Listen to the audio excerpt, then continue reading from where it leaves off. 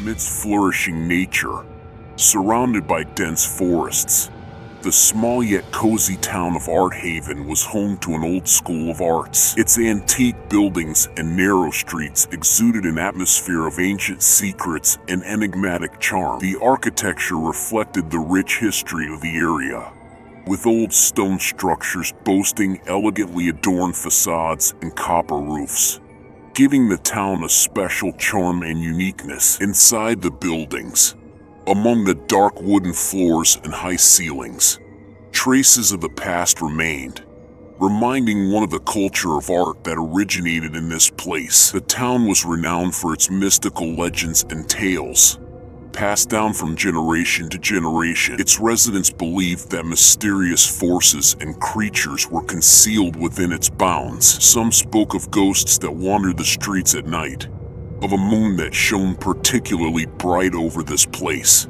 and stars that seemed closer, as if listening to the ballads whispered by the walls of old buildings. Art Haven was enveloped in an atmosphere of creativity and inspiration. It attracted artists, writers, and musicians from all over the world, eager to find inspiration and immerse themselves in the philosophy of art. The school became the center of this magical world, drawing talented students who sought to develop their abilities and find their place in the pantheon of creativity. Numerous cultural events, exhibitions, and concerts took place in the town, captivating both locals and travelers. Around the School of Arts, a community formed, comprising individuals who shared a common love for beauty and a yearning for self-expression through art. Art Haven was the perfect place to immerse oneself in art and detach from the hustle and bustle of the modern world. It offered the silence and tranquility necessary for the creative process. Whether they were artists, writers, or musicians, the local residents found inspiration in its unique atmosphere. Every corner was steeped in history and magic. Old legends tied to the area intertwined with the artistic ideas of art connoisseurs and school students. Some even claim that certain famous works of art were inspired by these places and their mysteries. The forests surrounding Art Haven held even more enigmas. Ancient plants, imbued with wisdom and power, grew here, their branches intertwining to form living sculptures. The forest served as a source of inspiration for many artists, who recreated its mystery and beauty on canvases with their brushes. The people living in the town believed in magic and supernatural forces. Local witches and experts in mystical practices were part of the community, sharing their knowledge and experiences with those open to such possibilities. Rituals and ceremonies were occasionally held, allowing individuals to immerse themselves in the mystical atmosphere and maintain a connection with the mysterious forces of this place. Art Haven, with its old school of arts, was gaining popularity, becoming a kind of sacred place for artists and art connoisseurs. It offered not only education and development in the field of art, but also a deep immersion into the world of creativity, where reality and fantasy intertwined, and mysteries and magic came alive on canvases and pages of artistic creations. The scent of legends and centuries-old history attracted enthusiasts of puzzles and the extraordinary like a magnet. Abandoned buildings and deserted places hid on the narrow streets, shrouded in rumors of unusual phenomena and apparitions. Mark and Sophia met in their early childhood and discovered a passion for art together. Both possessed exceptional artistic talent,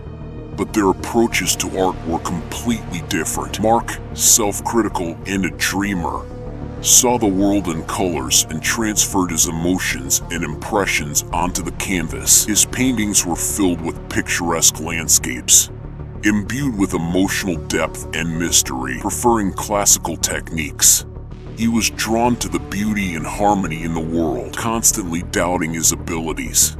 Mark delved into the inner world of art, striving to create something unique and profound. His works carried a sense of heaviness and depth, reflecting his inner struggles and emotions. Sophia, on the other hand, was a bright and inspired artist. Her works were filled with vibrant colors and joyful subjects. She was an experimenter and a bold innovator, fearlessly pushing beyond traditional boundaries.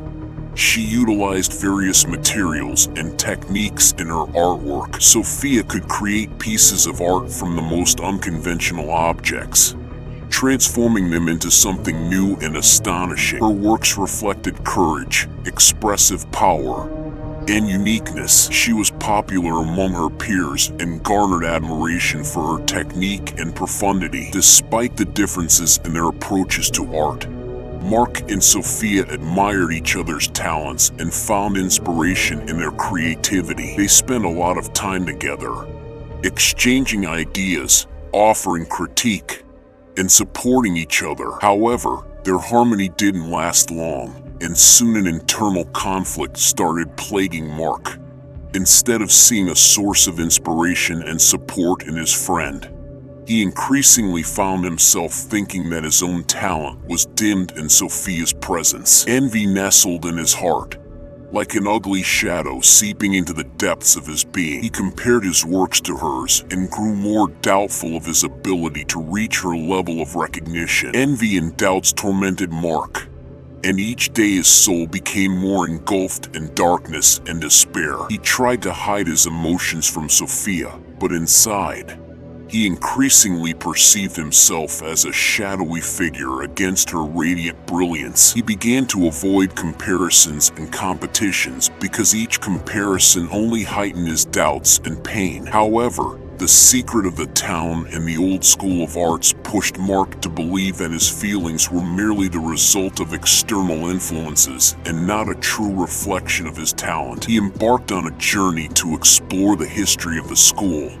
unearth old archives, and talk to former students in order to unravel the secrets hidden within its walls. Gradually, Mark discovered horrifying stories about past students whose talents were suppressed and consumed by a dark force present within the school. He learned about how some of them disappeared or descended into madness, unable to withstand the influence of the mystical energy concealed within every brushstroke and canvas. But there were also cases where students managed to harness this power to acquire the talents of others. Rumors circulated about a book that contained ancient knowledge capable of manifesting dark intentions. Mark began his search immediately. He delved into old manuscripts, consulted local witches and experts in magic, until one day, while exploring the dusty shelves of knowledge, he finally found a slightly worn but fitting book. It was infused with an aura of sinister magic and forbidden knowledge. Blinded by envy, Mark made the decision to attempt to steal Sophia's talent, hoping it would pave the way for his own success. He performed a ritual where dim candlelight and ominous whispers filled the air. The artifact's ink, seeping into his skin like poison, penetrated his consciousness, slowly corroding his emotions and humanity. At first, everything seemed to go smoothly.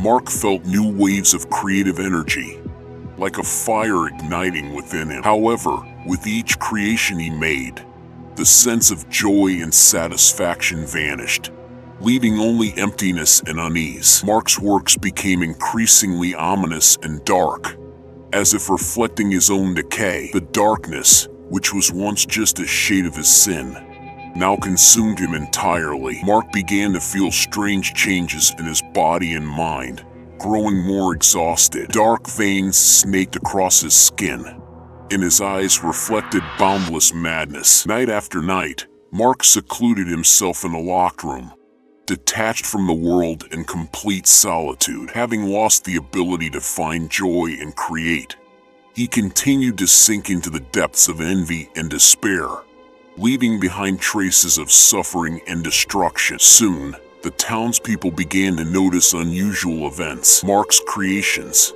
which he left in the dark corners of the town, came to life. Shadows emerged from his paintings, enveloping the surrounding world and causing fear and terror wherever they touched. The town descended into chaos.